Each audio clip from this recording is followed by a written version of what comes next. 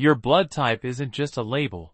It's a hidden biological code quietly shaping risks inside your body right now. Stop thinking your blood type is just a letter printed on a medical form, because that single letter may be quietly shaping risks inside your body right now, whether you feel them or not. I didn't always believe that. For most of my life, blood type felt like background noise, something doctors cared about, but ordinary people could safely ignore. It showed up on school health records, on hospital bracelets, on emergency contact cards. A simple label. A technical detail. Nothing more. Then one afternoon, sitting in a waiting room, I filled out yet another medical form. Name. Age. Allergies. And there it was again, blood type. I wrote the letter automatically, without thinking. But this time, for reasons I still can't fully explain, I paused. I stared at that letter longer than usual, as if it were trying to tell me something I had missed my entire life. Why does medicine keep asking for this?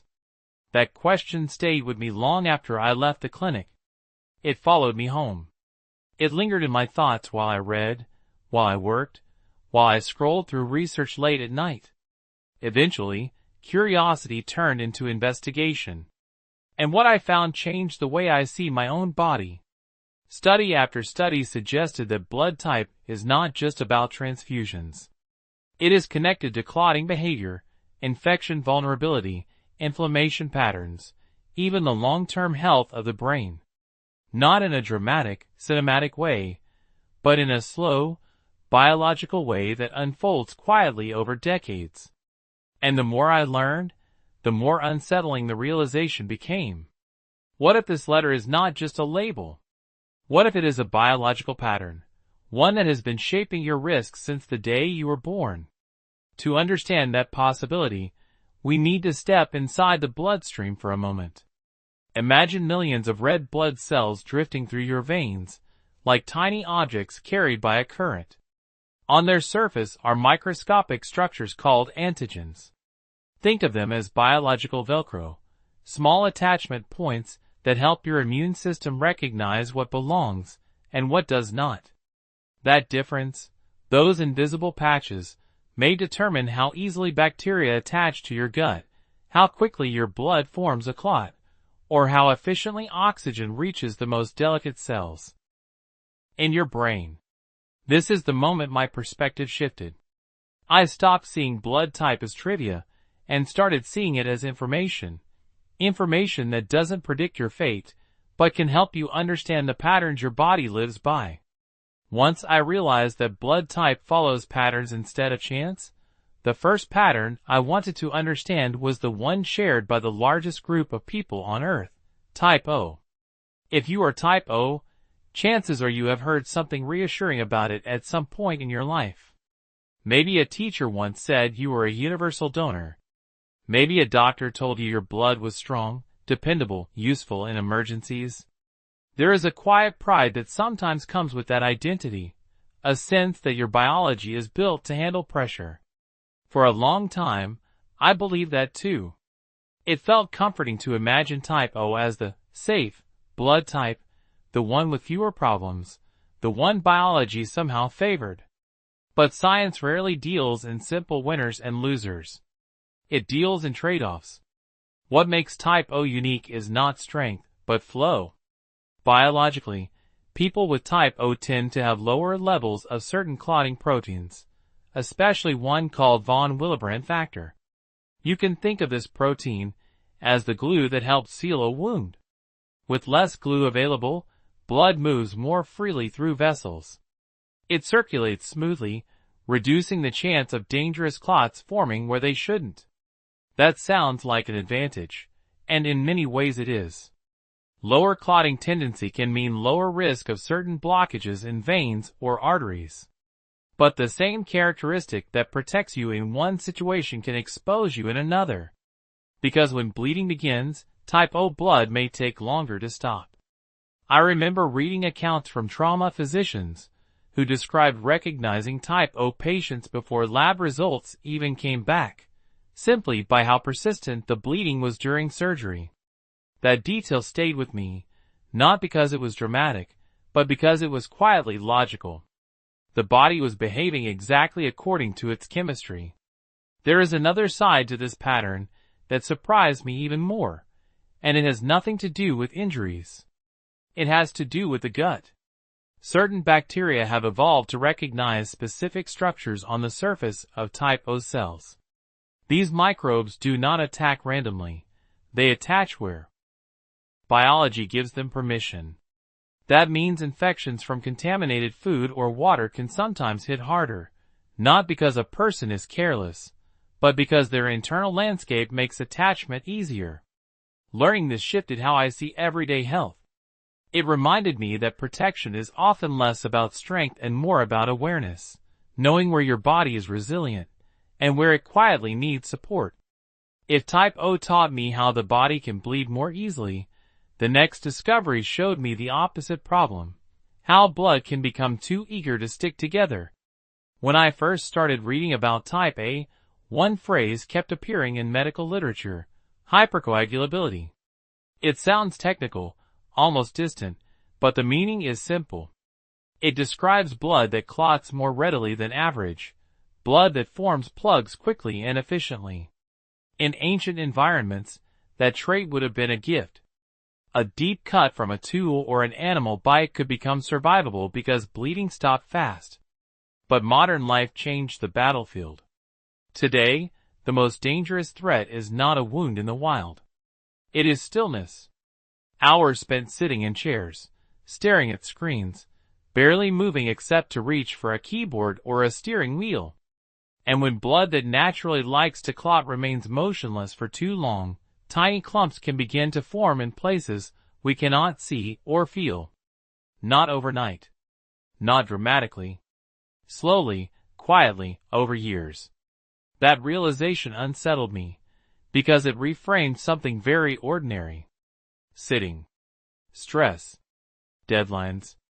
These are not just lifestyle inconveniences.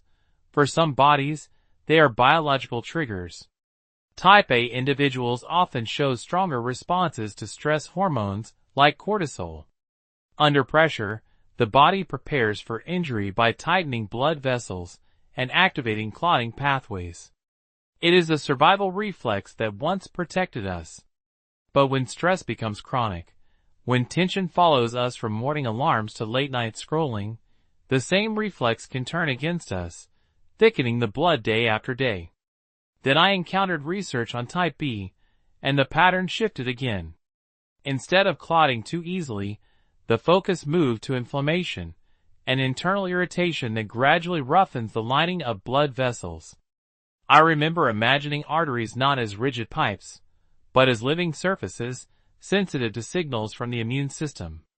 When those signals stay elevated for too long, circulation becomes less efficient, and tissues at the edges of the body may receive less oxygen. What struck me most was how subtle these processes are. There is rarely a dramatic warning. No sudden alarm. Just small signals. A sense of fatigue, cold fingers, slower recovery, that whisper long before disease appears. And that is when I began to understand something deeper about biology.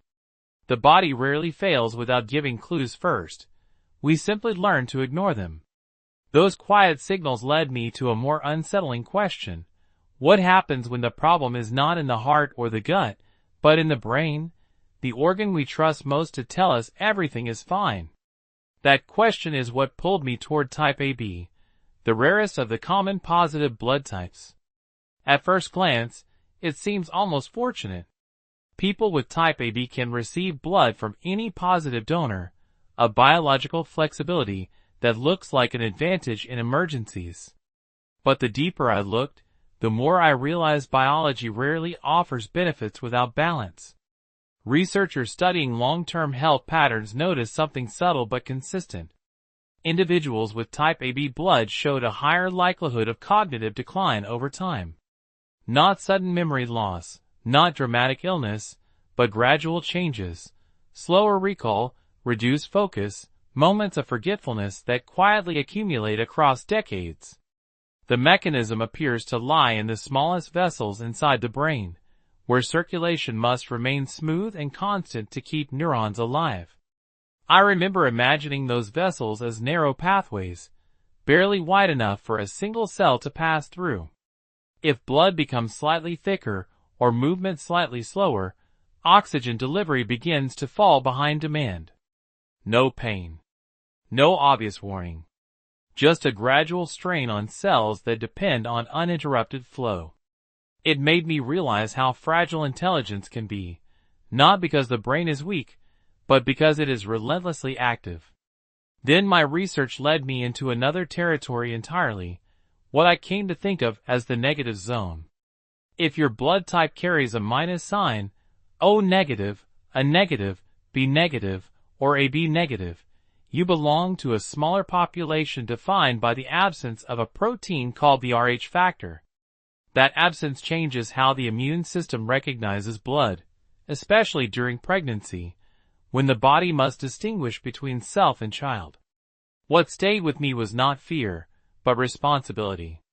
Knowing your blood type, discussing it with your doctor, preparing for medical situations in advance, these are not dramatic actions. They are quiet decisions that protect life when seconds matter. Biology, I realized, is not trying to surprise us. It is trying to inform us, long before crisis arrives. That realization stayed with me longer than any statistic or research paper, because it forced me to see blood type not as a warning, but as a map. For a long time, I used to think health was mostly about discipline, eat better, exercise more, sleep enough, and while those things still matter, I began to understand something deeper. The same habit can affect two people in completely different ways, not because one is careless and the other is responsible, but because their biology is wired differently from the start. What protects one body might not be enough for another. That idea changed how I look at my own daily choices. I stopped asking, "What is the perfect routine?" and started asking, "What does my body specifically need?"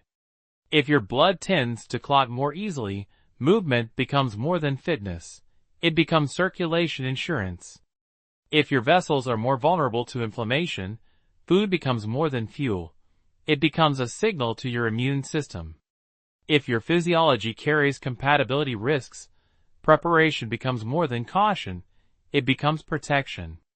None of this requires dramatic transformation. It does not demand perfection, expensive treatments, or constant anxiety. Most of the time, it begins with small awareness, knowing your blood type, understanding the patterns associated with it, and adjusting your habits in ways that quietly support your biology. What surprised me most during this journey was not how complex the science is, but how practical the message becomes once you understand it. Biology does not ask you to live in fear. It asks you to pay attention. And attention is powerful. Because when you understand the tendencies inside your own body, you stop reacting to problems after they appear and start preparing before they do. You move earlier. You rest earlier. You seek help earlier. Those small decisions, repeated over years, shape outcomes more reliably than any single medical breakthrough. So if there is one lesson I carry with me now, it is this: your blood type is not a sentence written in stone. It is a piece of information, one clue in a much larger story about how your body works. And once you know that story, you are no longer guessing. What began as a simple question about a letter on a medical form turned into a deeper realization about how quietly our bodies operate beneath the surface. Blood type does not define who we are, but it reveals patterns. Patterns that influence how we respond to stress, infection, injury, and time itself. The more I learned, the more I understood that health is rarely controlled by luck alone. It is shaped by awareness, preparation, and small daily decisions. When we understand the tendencies written into our biology, we stop living on autopilot and start living with intention, protecting our future long before problems appear. The real lesson here is simple but powerful. Knowledge only becomes protection when it changes behavior. You do not need to become a scientist or a doctor to benefit from this information. Start with small, practical steps. Learn your blood type. Pay attention to your body's signals. Move your body regularly, manage stress, eat thoughtfully, and prepare for medical situations before they happen. These actions may seem ordinary, but over years, they become a form of quiet strength, one that protects your health, your family, and your future. Now I'm curious about you. Do you already know your blood type? And has it ever influenced how you take care of your health? Please share your answer politely in the comments section, so everyone can learn from each other's experiences and perspectives. And if you found this topic helpful or thought-provoking, consider subscribing to the channel. Your support gives us the motivation to keep creating meaningful content and exploring more hidden truths about the human body together.